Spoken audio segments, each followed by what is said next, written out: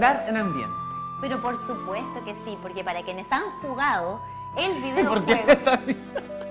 para quienes lo han jugado, este videojuego, me refiero a La Leyenda de Zelda, muy bien conocerán estas melodías.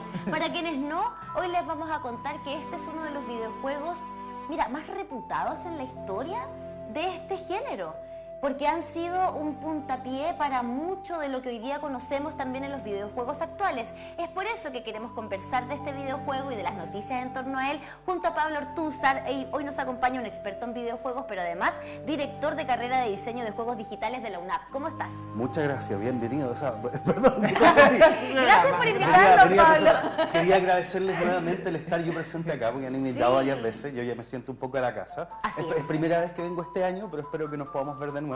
Y claro, encantado de poder hablarles un poco de lo que ha pasado, un poco del revuelo que hay ahora actualmente con Ocarina of Time, a 20 años ya de que se lanzó. Casi como a 20 años de que Eso lo quería lanzamos. preguntarte.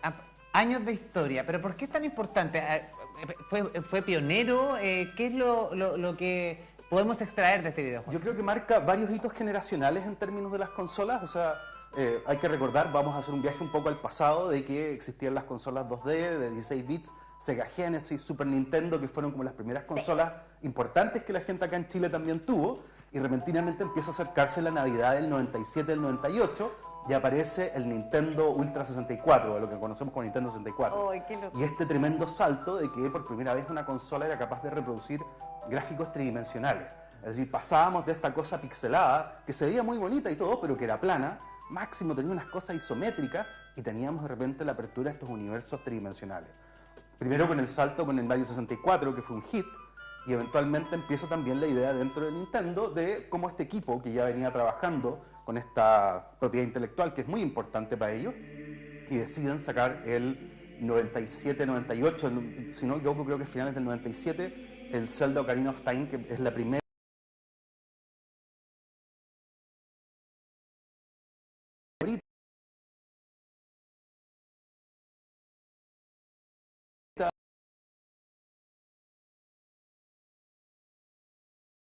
presenta varias novedades, y aquí voy a meterme un poquito en detalle.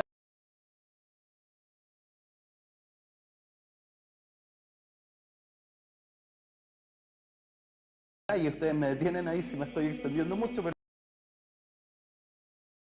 el hito que cumple es que le ofrece al jugador una forma de controlar este espacio tridimensional. O sea, tenemos que entender que a nivel de diseño de juego uno llega como con cierto lenguaje aprendido. Cuando yo me enfrento a un juego y he jugado a otros juegos parecidos, apunto y pongo atención en diferentes lugares solamente con un joystick, ¿no? Oye, y eso es súper interesante, pero también me parecería bueno quizás que expliquemos un poco de qué va, porque además Zelda tiene una historia muy interesante, Claro. Es muy entretenido, desde la música, el misticismo, como los seres medios mitológicos, uno ve al personaje principal que no se llama Zelda, pese a lo que muchos creímos por mucho tiempo, y uno dice, ¿qué esto es un duende, es un niño? ¿Qué pasa acá?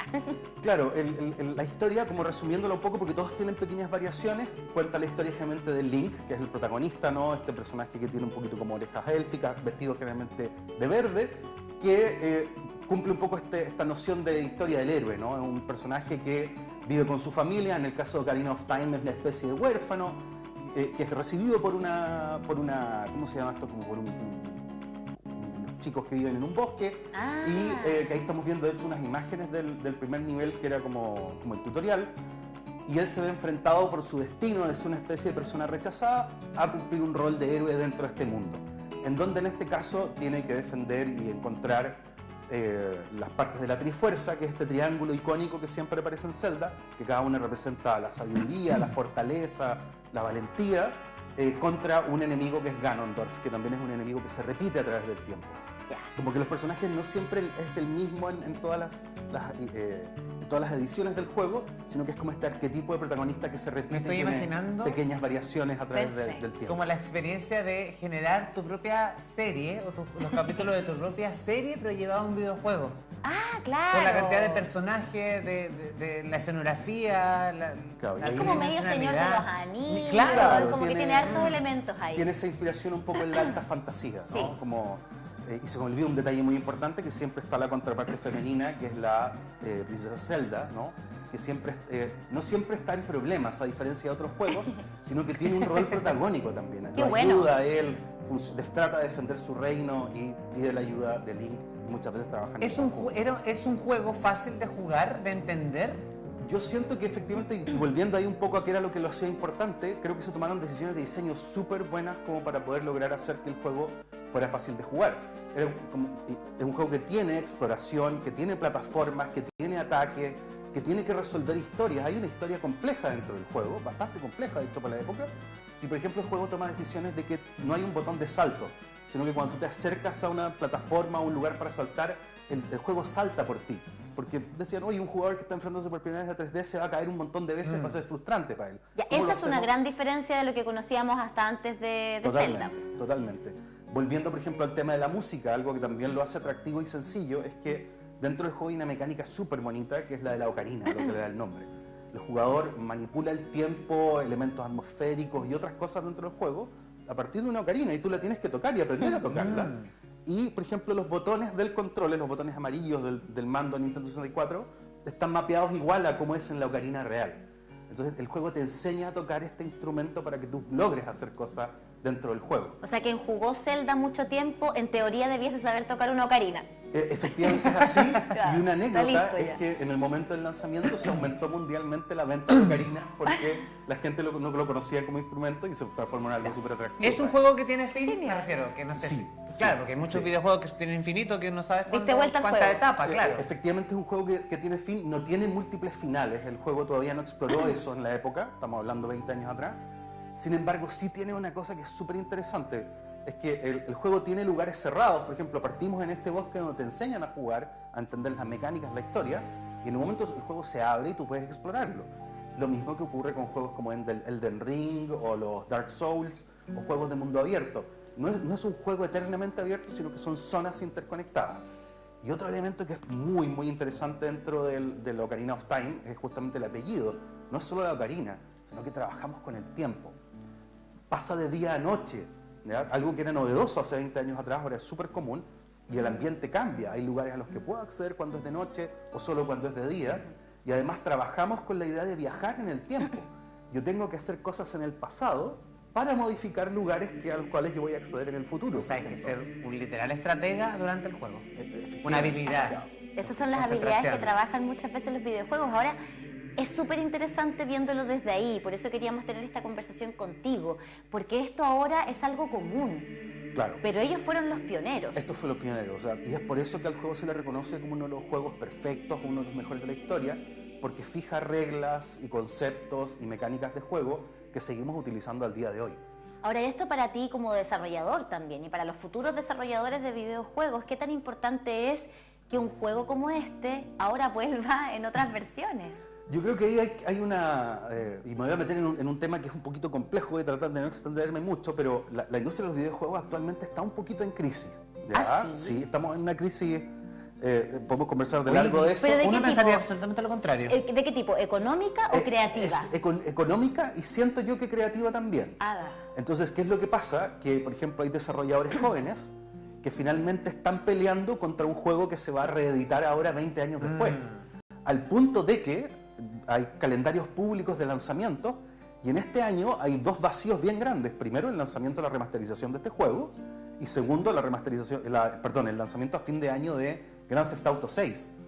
Entonces, de repente un juego de hace 20 años atrás, ok, remasterizado para una consola nueva, Switch 2, etcétera, etcétera, vuelve a entrar en el mercado. ¿Por qué? Porque mucha gente lo quiere jugar porque no lo jugó en la época o por temas de... O por quererlo jugar en la Switch. porque jugarlo en la Switch y por también un tema de nostalgia. Ah, ¿no? claro que también sí. hay mucha gente que ve el juego con una nostalgia de no haberlo Ya. jugado. Yo Y no eso es nací peligroso, en esa época. ¿sabes? Porque es un poco la misma lógica que siguió la industria del cine. Un poco también. Hollywood sí. hizo lo mismo. No por nada ahora estuvimos hace poco con el estreno de Scary Movie 6. Por ejemplo, claro. Y fue un recocido de todo ese mundo. De hecho, están los actores y actrices originales junto a los nuevos de las últimas películas, juntos en la misma, pero claro, es un poco lo que se le ha criticado a Hollywood. Oye, ya, pues, ¿y cuándo las ideas nuevas? Exacto. Estamos con puro live action de las películas antiguas, recocinando lo mismo. Ahí se entiende un poquito esa crisis de la que tú hablas. Claro, entonces se está discutiendo mucho de que en esta economía de la atención, de que efectivamente los jugadores tienen una cantidad de horas limitadas al día para jugar, tienen que dormir, comer, trabajar, ¿no? Entonces, ¿cuánto le puedo dedicar a un relanzamiento de un juego que ya existe en vez de dedicarle ese tiempo quizás a una idea o a un concepto nuevo? Entonces, eso está ahí en tensión. Ahora, yo siento que en este caso, la verdad, es como si lanzaran de nuevo las primeras Star Wars, ¿no? O sea, son juegos que marcan, así como películas y libros que marcan hitos de la cultura occidental o de la cultura global, la verdad. En verdad, el juego es japonés, pero marcó el término de diseño occidental de juego. Que en verdad son bienvenidos, ¿no? Es bueno revisitar también estas obras maestras del medio. ¿Se sabe aproximadamente cuánto va a valer? Yo ando un poco perdido con los valores de precio. Claro, considerando que es un relanzamiento en general, 20 años. Ese es un poco el dilema también de que estos juegos que se consideran como AAA o lanzamientos importantes ya empezaron a dar el salto a cerca de los 70.000 pesos, incluso sobre 70.000 pesos. Es muy probable que existan versiones de lujo, cajitas, etcétera, etcétera. Entonces, ahí también cambia un poco el valor. Entonces, también los juegos se están haciendo muy De seguro caros, muchos ¿no? papás que nos están viendo, sobre todo que están de vacaciones por estos días con los niños en la casa, están diciendo, el próximo juego que vamos a comprar. Oye, pero ese es un punto, porque yo creo que por eso va la confusión que tú decías, Neil, que uno pensaría que la industria del videojuego está súper bien. Exacto. Porque el costo, tanto de las consolas como de los videojuegos, no es bajo. Uno diría, oye, se están peinando así los bigotes los creadores de videojuegos y cada videojuego tiene ese valor de mercado. Claro, no, en general la crisis, también yo creo que aclarar eso, ¿no? Está ocurriendo en las grandes empresas, las grandes desarrolladoras, ¿no? ¿Por qué? Porque un proyecto, por ejemplo, para PlayStation 5, para PC, para Xbox, se está demorando 6-7 años en desarrollarse. ¿Y qué es lo que pasa? Que esos proyectos comienzan pensando en el público hace 7 años en el pasado, y el público cambia sus gustos, cambia sus tendencias, y de repente un juego que se pensó y se diseñó hace 6 años, se desarrolló durante todo ese tiempo, aparece al mercado, falla. ¿Por qué? Porque el gusto es diferente, las modas han cambiado. Van a tener que hacer hay como otros Link, competidores. volver al pasado, cambiar algo para ¿Hay el futuro. fecha para este lanzamiento? Sé que es durante el 2026 y en este momento me pillan un poco con la fecha. Me voy a quedar Pero a averiguarla. es este año, esa es la noticia, año, pues, este es año. este año. Claro, pero es un tema lo que tú mencionas con respecto a cómo se está trabajando en el videojuego y es algo que me imagino también se revisa al momento de formar a los próximos Totalmente. desarrolladores de video. Totalmente, o sea, yo creo que por ejemplo en nuestro caso, en nuestra carrera, el foco de nuestros estudiantes está en crear experiencias de menor tamaño, pero que son muy originales y atadas a lo local. ¿Qué habilidades tengo que tener, por ejemplo, si me interesa estudiar con ustedes, particularmente en esta área? Yo creo que una cosa muy importante es la capacidad de observación y juicio crítico con respecto al trabajo que uno hace, ¿ya? Nosotros no solicitamos ningún requisito para entrar, ¿no? Tú tienes las puertas abiertas, das la PAES, entras como una carrera universitaria normal y nosotros te enseñamos desde la base programación, que igual hay que aprenderlo. Muchos dicen, oye, matemática me cuesta. No hay que saber tanta matemática, hay que saber más lógica para poder aprender a usarla. Te enseñamos un poco de expresión visual, de aprender a expresar tus ideas visualmente a partir de imágenes. Y segundo, toda la parte lógica de crear el diseño de mecánicas de juego y crear historias, ¿no? Entonces, hay múltiples áreas, pero yo siento que todos los estudiantes tienen fuerza o fortalezas para poder entrar a la carrera independiente de cuál sea su área. Hay muchos que se especializan después dentro de la carrera en programación, en arte o en el mismo diseño de juego. Tiene varias ramas en el Tiene fondo. varias ramas internamente, ¿no? Y después la carrera te permite a partir del tercer año especializarte en áreas que son más de tu gusto, ¿no? Yo creo que requiere mucha atención y en general dar ese paso también de separación de que hacer juegos no es jugar juegos. ¿Ya? Ese es un gran punto. Es un tema bastante más complejo, hay una cierta complejidad. Un producto de juego o video es un proyecto complejo en términos de desarrollo. Ya.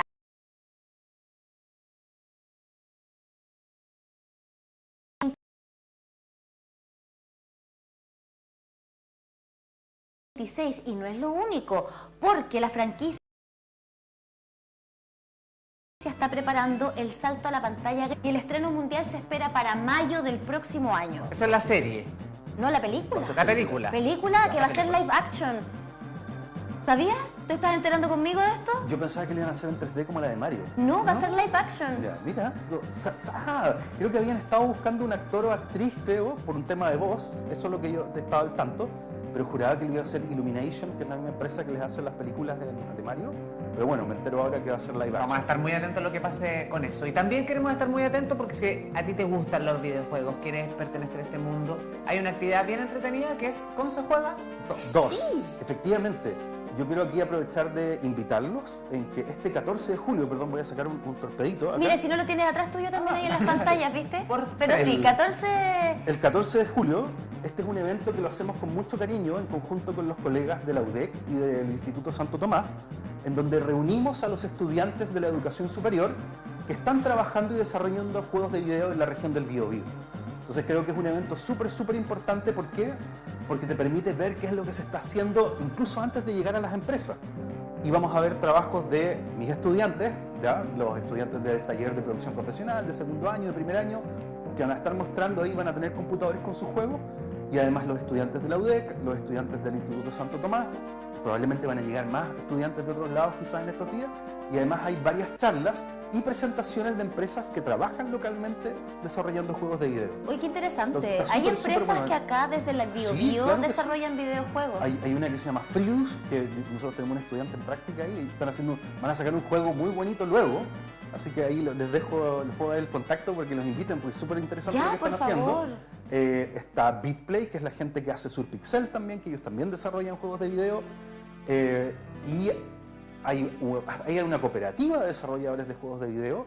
Y hay algunas que no me sé el nombre, pero Ah, todavía... ya, pero y hay- hay algunos desarrollos hay también industria. individuales. Sí, hay por lo menos 3, 4... Pero hay industria, por lo 5 menos. Es que eso es Están pasando importantísimo, sobre todo para aquellos estudiantes que van a convocarse aquí en el Consejo Juega 2, saber que hay industria local, que también puedes aspirar, ojalá quizás a salir, expandir los horizontes, Totalmente. pero que desde acá existe toda la tecnología, los profesionales, los especialistas como tú, los formadores de futuros desarrolladores de videojuegos, está aquí para dar esa tranquilidad también de pronto a las familias. Fuera del micrófono conversábamos que de pronto llega quizás un joven a decir, oye, mamá, papá, quiero aprender a hacer videojuegos, y los van a quedar mirando así como, ¿qué? Y de eso se vive, como antes pasaba, bueno, todavía quizás con la música y otras cosas. Claro. Y otras carreras. Pero se puede. Y algo que es bien positivo es que esta crisis mundial de la industria está abriendo los ojos a que los desarrollos se hagan en Latinoamérica. Porque todavía es un poquito más barato hacerlo acá, pero está el talento para trabajar para el hemisferio norte, entonces hay unas oportunidades que se están abriendo. Excelente, me encantó el espacio. Mira, yo que no tenía poca noción en videojuegos, voy a ser súper sincero y transparente. Tenía cero. Cero.